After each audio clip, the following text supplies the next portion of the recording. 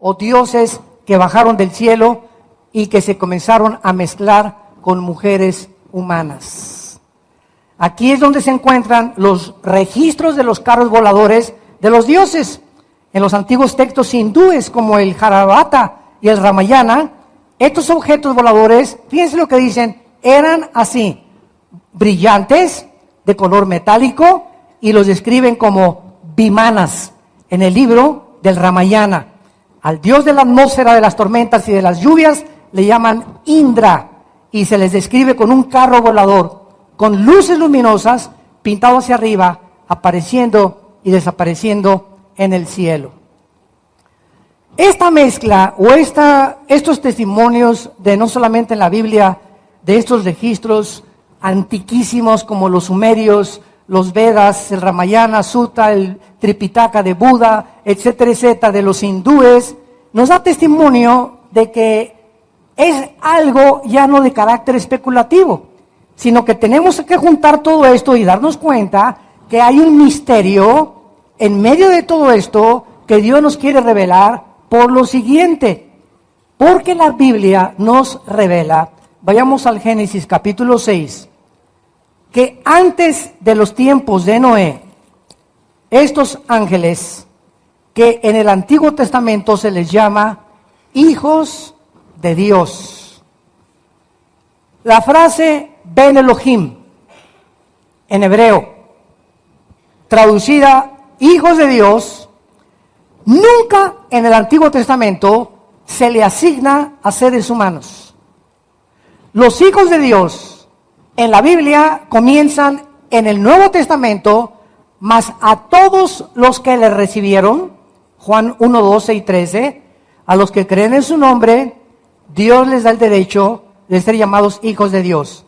Adán, en la genealogía, se le llama hijo de Dios porque fue una creación directa de Dios.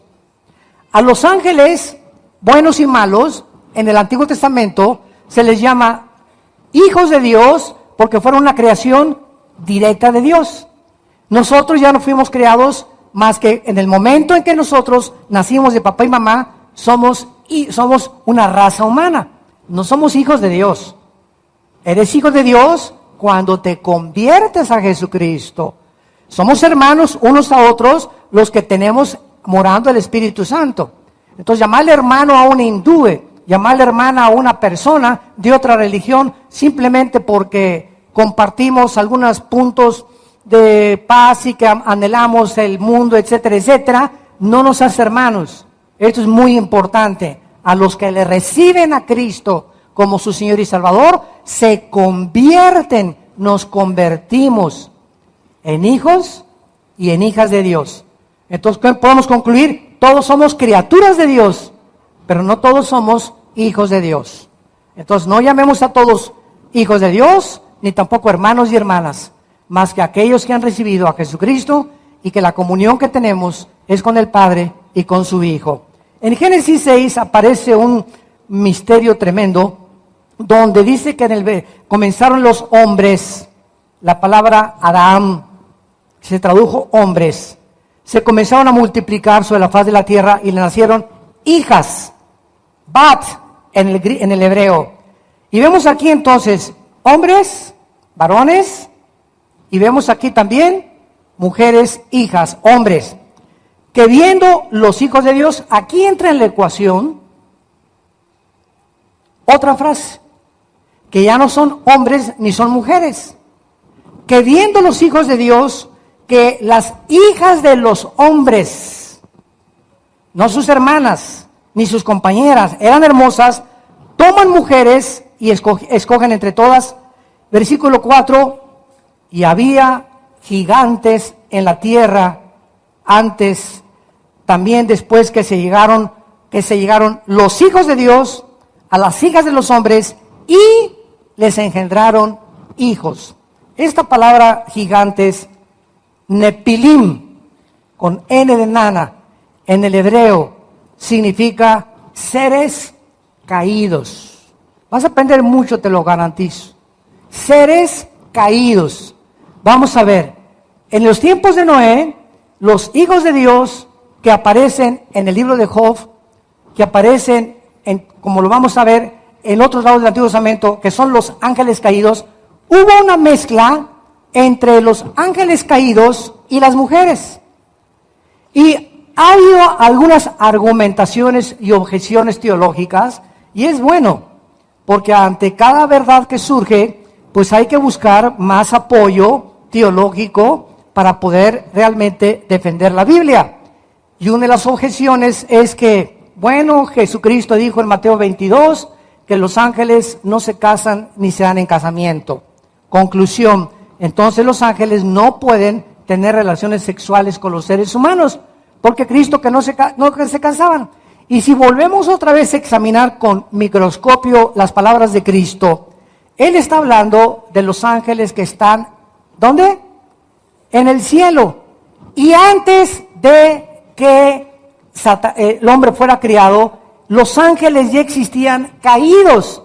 Entonces hay ángeles que están en el cielo y hay ángeles que están en la atmósfera y en el planeta Tierra, y aquí están controlando los continentes, como lo vamos a ver en esta serie, los continentes, los 5 continentes del planeta Tierra, que son diferentes. Y si Satanás y los demonios tienen la capacidad de alterar los pensamientos humanos, de entrar a los músculos del ser humano y darles fuerza, como el endemoniado gadareno, de entrar a los nervios ópticos del ser humano, ahí se pueden meter los demonios y alterar nuestra percepción ocular.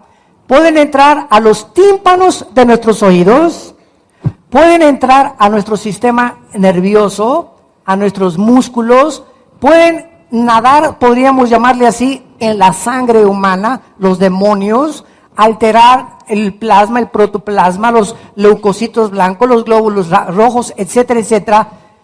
Si estos seres invisibles tienen estas capacidades, sería interesante hacernos esta pregunta: ¿por qué no podrían tener también facultad o capacidades de alterar la vida sexual de los seres humanos? Y hemos visto, ¿verdad?, a través de la historia, niños con 2 cabezas, que no sé, que la rata, no sé cómo le llaman allá en alguna parte de México, el chupacabras, y que monstruos que salieron por aquí, por allá, y cosas así fenomenales que han surgido. Y aquí encontramos que en esta mezcla nacen hombres, los Nepilim, de 4 o 5 metros de altura, con 12 dedos en las manos y 12 dedos en los pies. En otras palabras, la Biblia nos enseña que durante 1000 años, desde antes de Noé y después de Noé, esta tierra fue habitada por gigantes. Y todo el Antiguo Testamento, lo vamos a ver, todo el Antiguo Testamento nos menciona a estos gigantes, que eran precisamente los enemigos número 1 del pueblo escogido por Dios, de la nación de Israel. Esto no es coincidencia. Cuando los judíos iban a entrar ya a la tierra de Canaán, Números, libro de los Números, versículo capítulo 13, los espías vieron a gigantes que ellos parecían langostas comparados con los 5 o 6 metros de estatura que tenían. Y regresaron con Moisés. No. Imposible conquistar Canaán. Son hombres inmensos y no vamos a poder pelear contra ellos.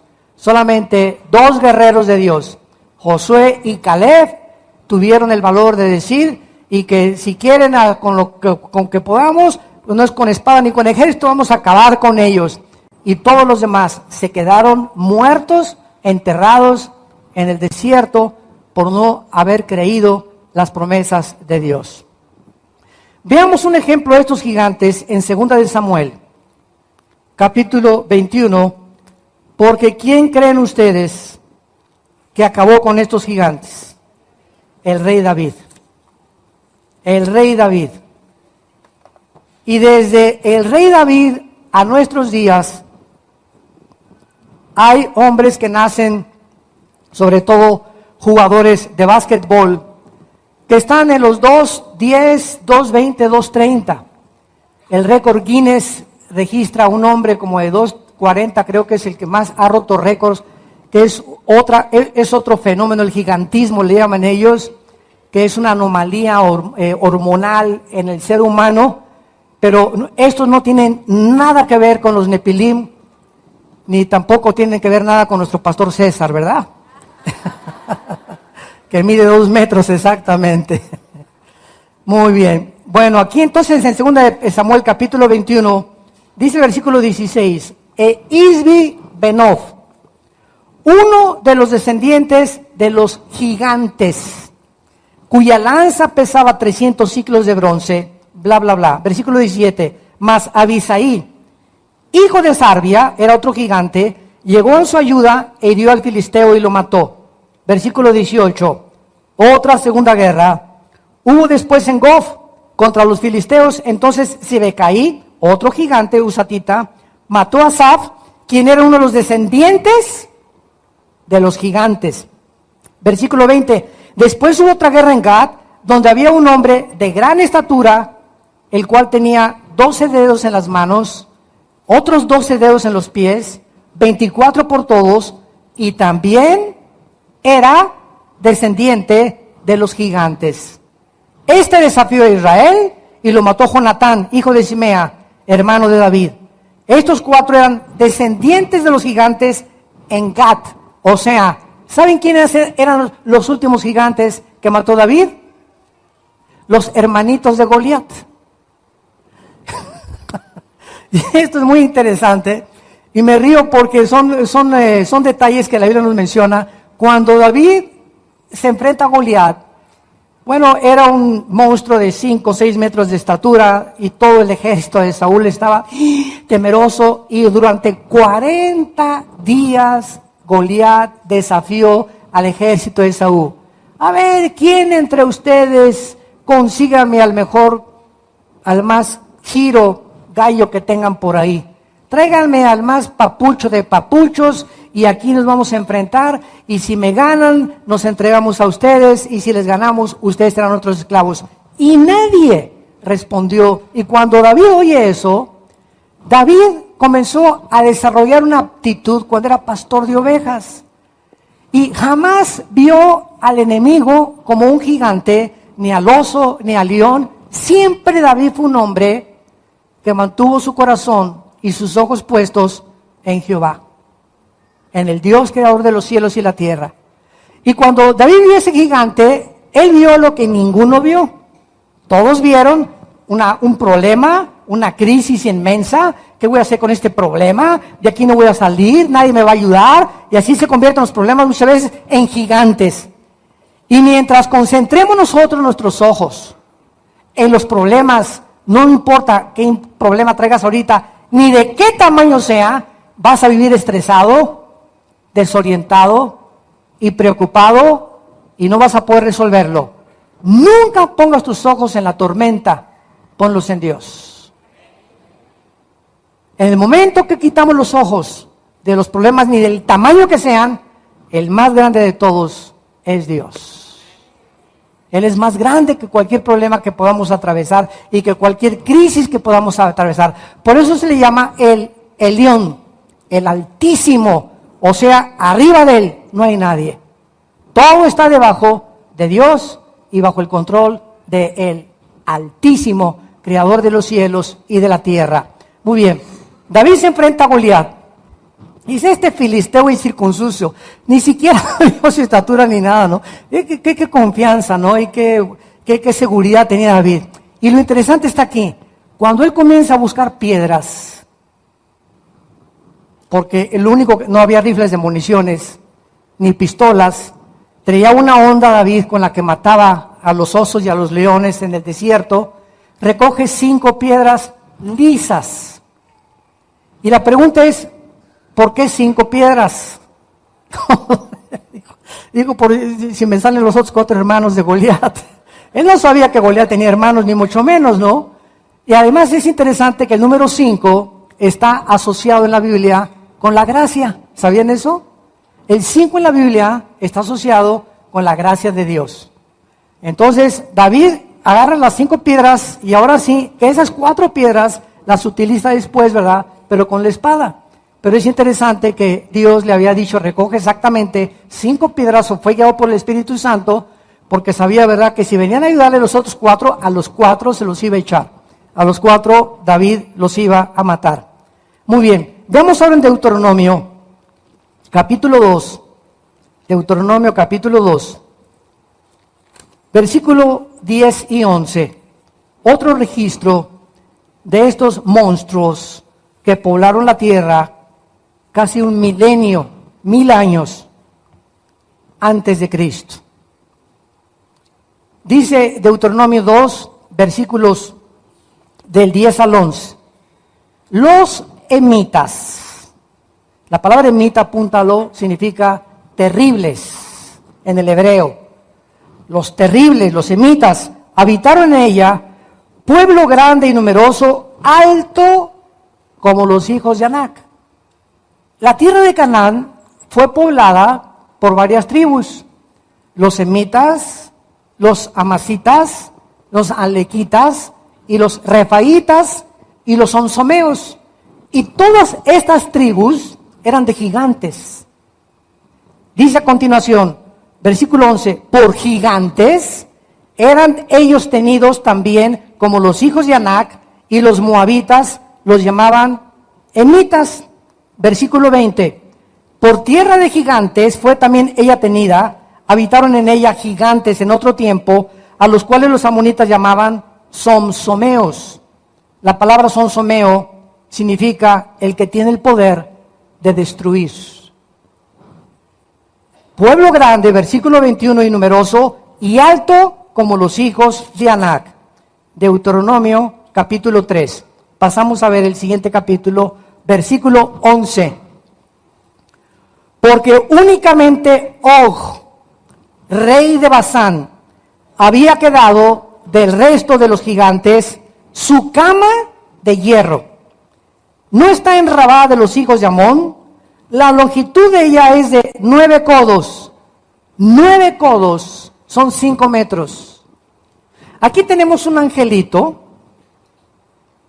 un chulis, un rey poderoso de 5 metros de estatura, que le tuvieron que hacer una cama especial. Y su anchura de 4 codos, o sea, 3.20 centímetros. 3 metros, 20 centímetros. Según el codo de un hombre, que son aproximadamente 63.5 centímetros. O sea, es la distancia un codo, así se medía antiguamente, de aquí a la punta del dedo. Cuando hicimos 5 codos, 6 codos, era la medida del codo hacia el dedo más largo que tenemos en las manos. Entonces, vemos nosotros todos estos registros que vamos a ver más adelante y con más lentitud, pero vamos a pasar ahora a examinar algunos monumentos megalíticos. Palabra megalítico significa piedra gigante. Apúntalo, megalítico significa piedra gigante. Vamos a ver cuántos megalíticos describe la Biblia y se encuentran actualmente ante nuestros ojos. La pirámide de Egipto. Egipto pertenece a una de las civilizaciones y culturas más antiguas de la humanidad después de los sumerios. Y 2 de los misterios más grandes de la arqueología moderna y de todos los tiempos son las pirámides, la Esfinge de Giza y la pirámide de Giza. La gran pirámide de Giza en Egipto se considera una de las 7 maravillas del mundo. Y es el monumento de los más grandes, más antiguos, más perfectos, arquitectónicos, de manera matemática, astronómica y de la ingeniería que se tenga lugar en la historia humana. Tiene esta pirámide un volumen 30 veces más grande que el edificio Empire State de Nueva York. Y esta pirámide pesa más de 6 millones de toneladas. Vamos por orden. Su base cubre 13.6 acres más o menos, su longitud es de 230.4 metros y tiene una altura de 147 metros. Fue construida por más de 2.300.000 bloques. Y cada uno de estos bloques pesa de 2.5 a 100 toneladas. Suponiendo, pues jalaronlas con rodillos, los árboles, las piedras, etcétera, etcétera. Dime lo que tú quieras. Han hecho todos los experimentos sabidos y por haber para poder tratar de concebir cómo pudieron poner bloques de 100, 150 toneladas, una sobre la otra, sin grúas. De acuerdo al ingeniero japonés y arquitecto que acaba de reconstruir una de las torres gemelas de Nueva York, es un japonés, él ganó el premio, hicieron un concurso, había a quien le entregaban la construcción de esta torre. Este arquitecto japonés dice, estudiando y opinando sobre la pirámide de Giza, fue muy interesante, dijo el arquitecto, ahorita tenemos la grúa más grande del mundo que tal vez pueda levantar 100 toneladas, porque no tenemos la necesidad ahorita de poner tan grandes bloques en ningún edificio, ya los ponemos, los cortamos, no tenemos ese caso. Pero cuando yo veo la torre de Giza, dijo este arquitecto japonés, me impresiona quién pudo montar una sobre otra y el segundo nivel, ahora la de 150 toneladas arriba de la tercera, cuando ni las más fuertes bambúes, ni cuerdas, ni lianas que se pueden haber hecho, las pudieron levantar. Era imposible. Bueno, eso no es todo. Entre las piedras, estamos hablando de casi 100, 200 toneladas de peso, hay un espacio que un papel no entra. Un pedazo de hoja de papel no entra en el espacio que hay. Busca tú la construcción que quieras y claro que al sellarlas con cemento, pues ya no puedes introducir nada. En aquel tiempo no existía más que el asfalto o el chapopote que se usó en la Torre de Babel. Pero estas piedras fueron cortadas como mantequilla, así. Y cuando las ensamblaron, no había ni siquiera una ruptura entre ninguna de ellas, porque pues por más que cortes, te vuelvo a repetir, una sierra de punta de diamante, que son de las más filosas en el siglo XXI, no cortan una piedra de 250 toneladas, de 150 toneladas, con esa precisión donde queda completamente lisa la piedra. Los más grandes ingenieros, repito, constructores modernos han usado sierras de punta de diamante para tratar de igualarlas y no han podido hacer lo mismo. Esta pirámide, además, fue impermeabilizada exteriormente con más de 144,000 piedras o azulejos que durante más de 5,000 años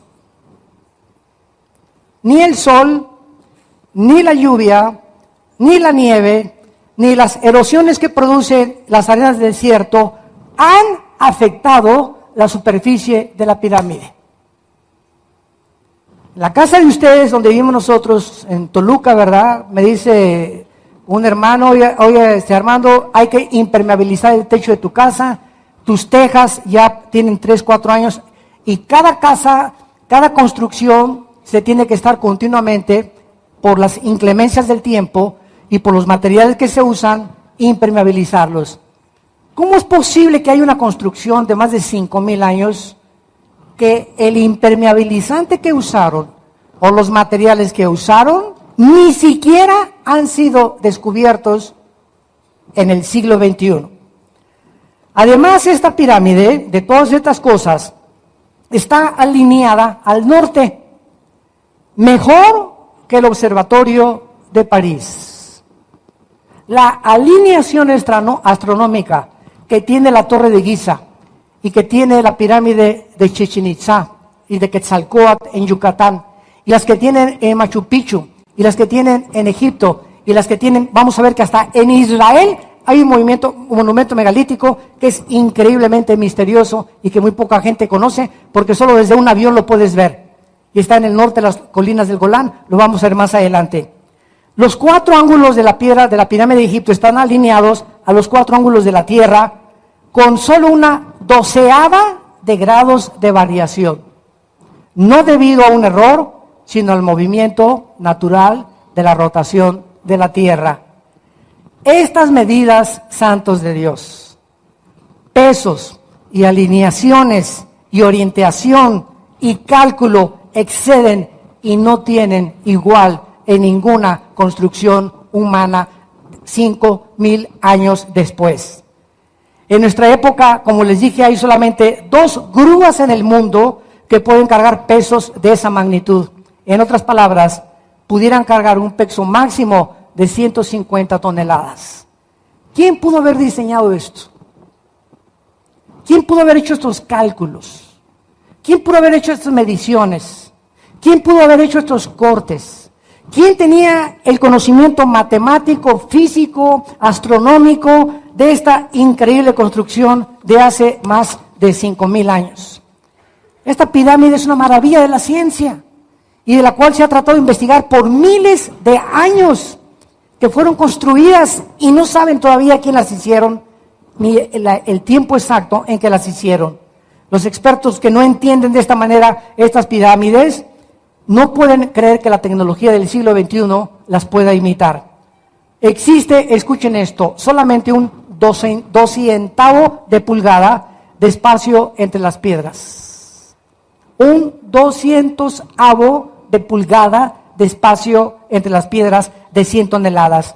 ¿Cómo pudieron hace miles de años construir los antiguos estos monumentos megalíticos tan impresionantes? Actualmente los ingenieros modernos han descubierto otro detalle. Todos los edificios, como un ejemplo, el Palacio nuestro de las Bellas Artes, ¿saben ustedes que se está hundiendo? ¿Saben ustedes que la Catedral de la Villa se está hundiendo también? Todos los edificios, de acuerdo a los ingenieros, se hunden con un promedio de 6 pulgadas cada 100 años. Por más perfecto que el edificio pueda ser, por más buena cimentación y fundamento que un edificio pueda tener, como la Torre de Pisa y la ciudad de Venecia en Italia, que también, ¿verdad?, continúa hundiéndose poco a poco. Sin embargo, ¡wow! En los últimos 5,000 años aproximadamente, la Gran Pirámide, que pesa 6 millones de toneladas, no ha perdido ni siquiera media pulgada de hundimiento. ¿Qué les quiero decir con esto? Que las personas que construyeron esta pirámide no solamente eran unos genios de la tecnología, de la arquitectura, de la ingeniería, del cálculo matemático, sino que eran unas personas expertas en geología también. O sea, un arquitecto cuando va a construir una casa, siempre busca en qué tipo de terreno vas a construir. Porque si vas a construir, ¿verdad?, como muchos edificios aquí en Santa Fe, en México, construyeron junto a la montaña, ya le están cayendo, vienen deslaves y te caen, otros construyen sobre arenas movedizas o no, hay una cimentación o una profundidad suficiente de rocas o de piedras para que ese edificio dure mucho tiempo, se tienen que hacer cálculos. ¿Quién calculó que debajo de esas pirámides hubiera una cimentación imposible de que ese monumento de millones de toneladas se pudiera hundir? ¿Con qué hicieron esos cálculos? Por el amor de Dios. Jesús, María y José y el burrito que los acompaña. Los bloques de la pirámide siguen estando en el mismo nivel, desde abajo hasta arriba, y estamos hablando de 2,5 millones de bloques de más de 100 toneladas de peso. Inmovibles han permanecido. Evidentemente, los que los construyeron o los que la construyeron tienen el conocimiento de la estabilidad del terreno alrededor y la necesaria información para preparar su fundamento, que sobrepasa el conocimiento de la ingeniería moderna. Y pues, además de esto, veamos rápidamente otras, y aquí va a estar lo increíblemente misterioso. Porque al mismo tiempo que encontramos en Egipto esto, lo encontramos, vamos a ver, las ruinas de Puma Punka en Bolivia, lo vamos a ver rápidamente, la fortaleza de Xaxioamán en Cusco, Perú, las ruinas de Machu Picchu en Perú, las construcciones en las Islas Vírgenes al norte de Australia, y en el mundo entero, sigan esto con mucho cuidado, en el mundo entero aparecen las mismas piedras. El mismo tipo de construcción, orientados de la misma manera hacia el cielo, con la exactitud y el peso de más de 100 toneladas estas construcciones, sin que hace 2000 años existieran los WhatsApps, los teléfonos, el iPhone, para decirle, oye, por favor, ahí en Perú, construyete otra igualita a esta. O sea, hace 5000 años, ¿cómo se pudieron poner de acuerdo los constructores de todos estos monumentos megalíticos para que siguieran todos casi el mismo patrón? Esto es asombroso. Todos estos misterios, la Biblia nos da la respuesta. Por eso es tan fascinante esta serie que vamos a estudiar. Las ruinas de Puma Punka en Bolivia. Estas ruinas contienen bloques megalíticos de granito de los más grandes que hay en el planeta Tierra, en Bolivia. Alcanzan una longitud de 100 metros y pesan aproximadamente 100 toneladas. Sin embargo, hay una cosa mucho más misteriosa en estos bloques de piedra. Están cortados, al igual que los bloques de la pirámide de Egipto en Giza, milimétricamente, con una superficie de la misma manera pulida e impermeabilizada que la pirámide de Giza, y unidos con abrazaderas de metal, con perforaciones que en aquel tiempo, Señor Jesús, ten misericordia, no había taladros. Tú sabes lo que se necesita a una piedra de granito para perforarla y hacerle un hoyo, no que se rompa toda, sino que sea milimétricamente derechito e incrustar ahí como grapas, etcétera, etcétera, para perforar 50 centímetros, 1 metro de esa piedra sin ningún taladro. Si tú agarras un cincel lo más delgadito que puedas y le comienza, ¿verdad? Comienza a sacar y a brincar, pero estos están milimétricamente calculados como si hubieran metido un taladro de punta de diamante, porque ni siquiera de punta de diamante pueden hacer tales huecos en el siglo XXI. ¿Quiénes pudieron alcanzar tan grande tecnología sin las herramientas que se requieren en el siglo XXI para poder lograrlo? Además de lo sobrenatural de estas construcciones, estos gigantescos bloques de piedra de granito de cientos de toneladas tuvieron que haber sido traídos de 80 kilómetros de distancia. De 80 kilómetros de distancia, y agregamos que se encuentran a 4000 metros de altura. Imagínate en la barranca, oye manito, jálale la piedra, ¿no? 150, 200, a ver, vamos a subirla hasta 4000 metros. ¿A quién se le ocurre hacer una construcción con estas dimensiones, con estos megalitos, a 4000 metros de altura? Oye, vamos a hacerla allá abajo, que nomás un desquiciado. ¿Y cómo subieron tan monumentales megalíticos a 4000 metros de altura, ahí en Puma Punka, en Bolivia? Ahí está, a estas alturas no hay ni siquiera árboles que hubieran servido para poder arrancarlos.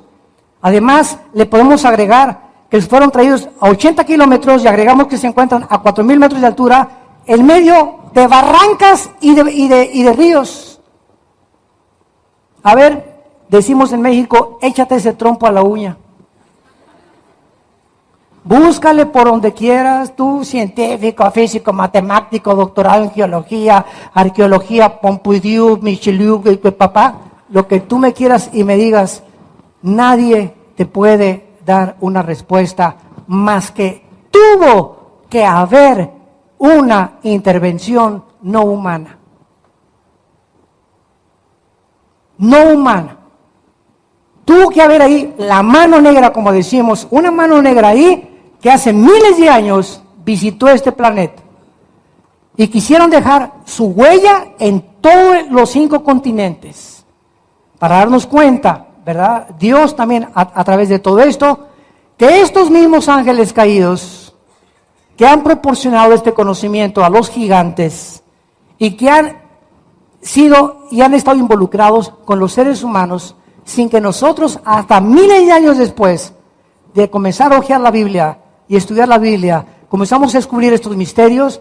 ¿Saben ustedes? Yo me preguntaba haciendo esta serie, Padre, ¿y cuál fue el propósito de que todos estos ángeles caídos hicieran todas estas construcciones de cientos de toneladas de peso? ¿Cuál fue el propósito de estas pirámides, etcétera, etcétera?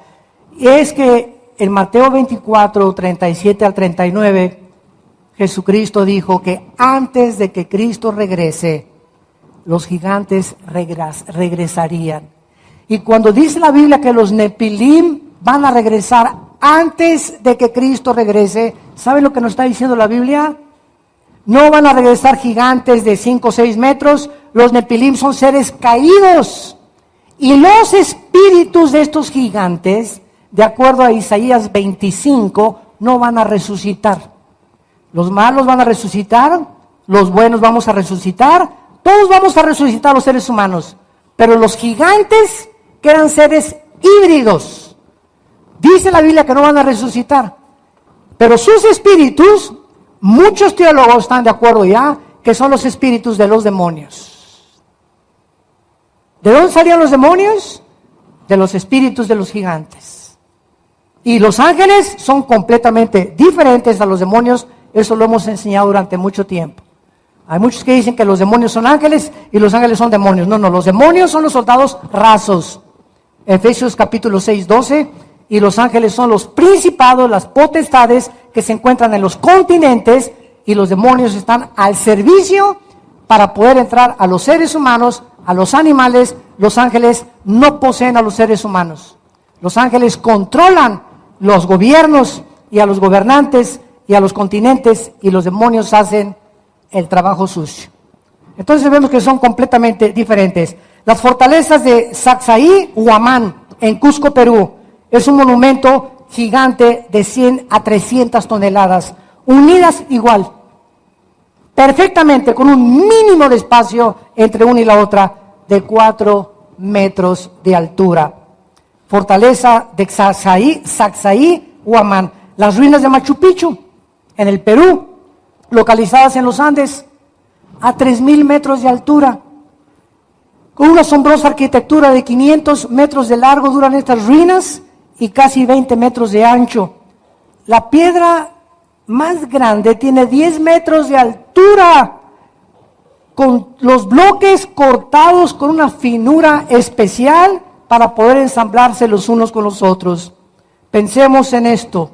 Tenemos aquí en Machu Picchu una construcción a 3,000 metros de altura, habiendo tenido que transportar piedras de más de 100 toneladas de peso sin grúas, ni árboles para arrastrarlas, y a más de 10 kilómetros de distancia, sorteando ríos y barrancas.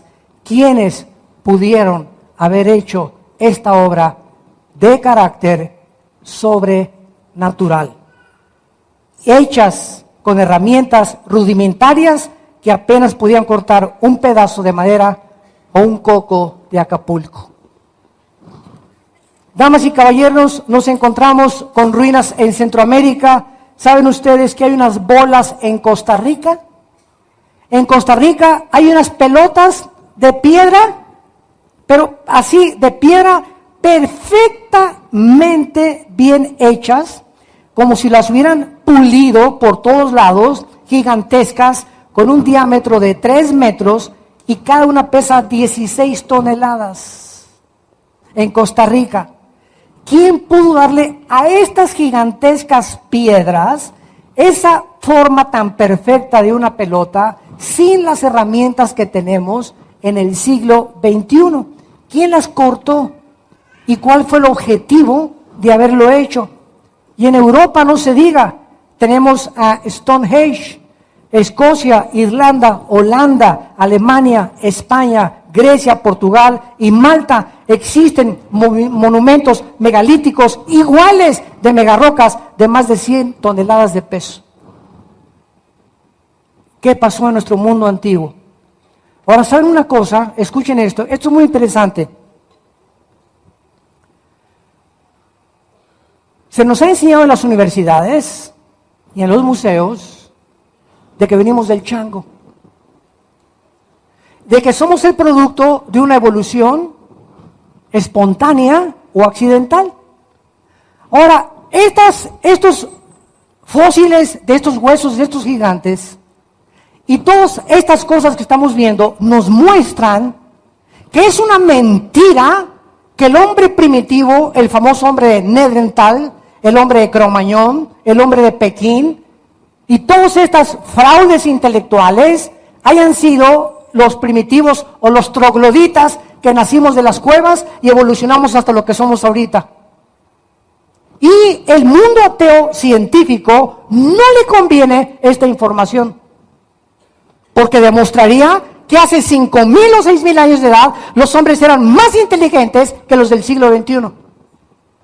Y esconden todo esto, porque la otra opción, nada más, no hay más que dos, no hay tres. O venimos de los animales y no hay ninguna respuesta para el propósito y significado de la vida, o somos el resultado de una creación, de un Dios que envió a su Hijo a morir en una cruz y que quiere tener una comunión con nosotros. Pero la soberbia del ser humano del siglo XX, que alcanzamos la tecnología y los avances científicos, escondieron todo esto en los museos, y a cualquier museo que tú vayas de historia natural, ¿cómo aparece el hombre? Te ponen ahí un esperma, te ponen ahí un protozoario, y de ahí una amiba, y se ven esto, y un pez, y esto, y del dinosaurio se cambió un camello, de un camello se cambió un rinoceronte, y un rinoceronte se cambió un león, a un tigre, de los equinos a un león, y es una mentira, y es anticientífico siquiera, porque no ha habido una demostración de un cambio de mutación de una especie a otra especie. La teoría de la evolución es anticientífica.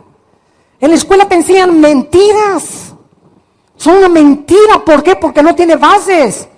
No tiene algo que la sostenga más que teorías, especulaciones, filosofías de hombres como tú y como yo, que tienen miedo de la revelación de la Biblia y del conocimiento que Dios nos quiere impartir, para que no andemos en tinieblas y sepamos que tenemos un propósito, un significado, somos agentes morales con un propósito para vivir, y que vamos a ser responsables de cada una de las acciones que nosotros tomemos en esta vida.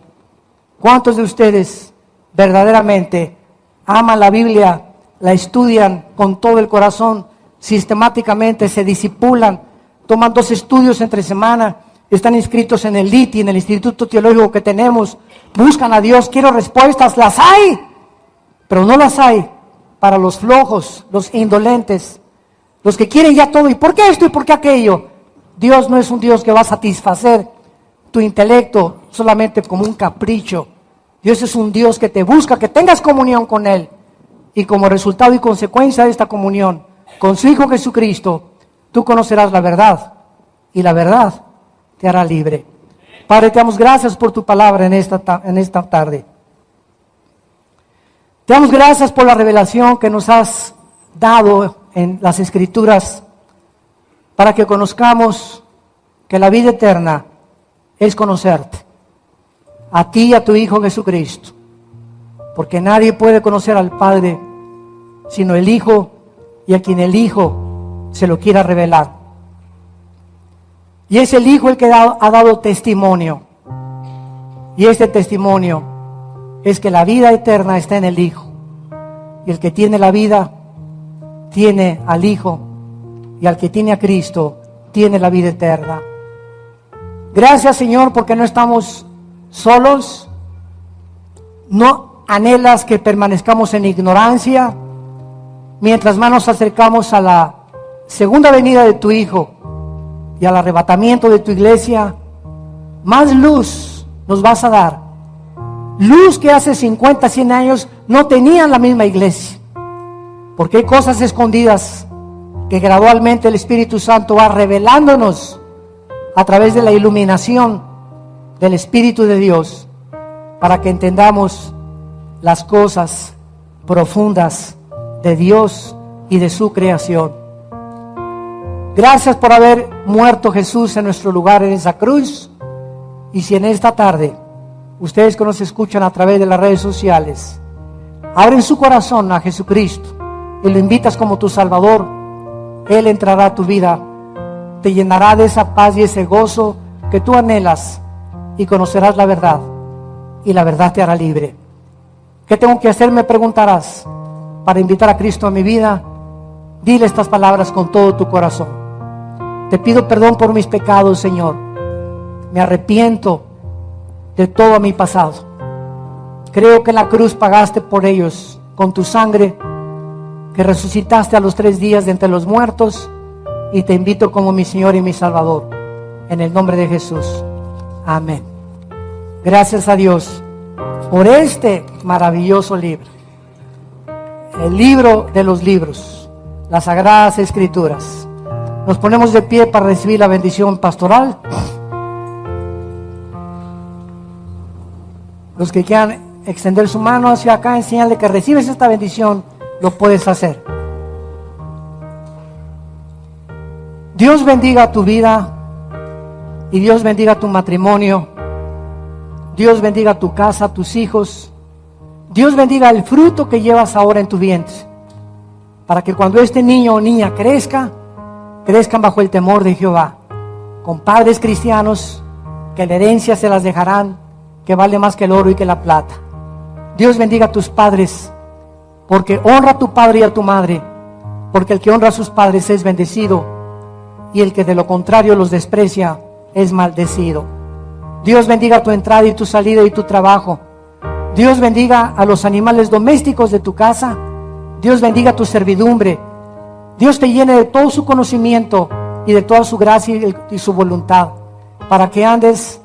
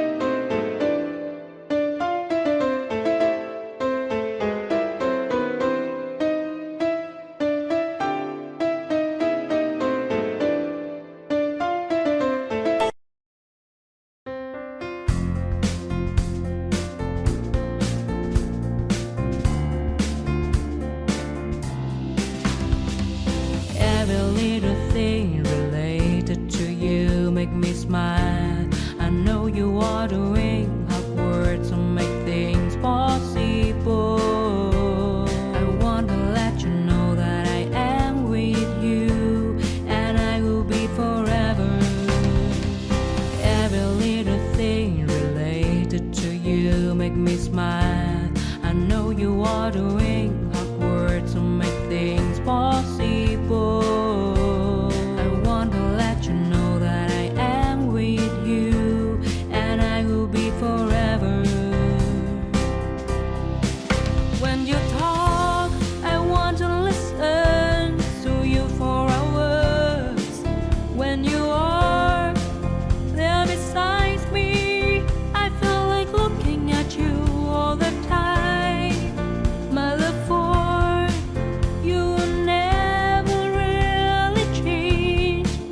Just want to tell you that you mean a lot to me.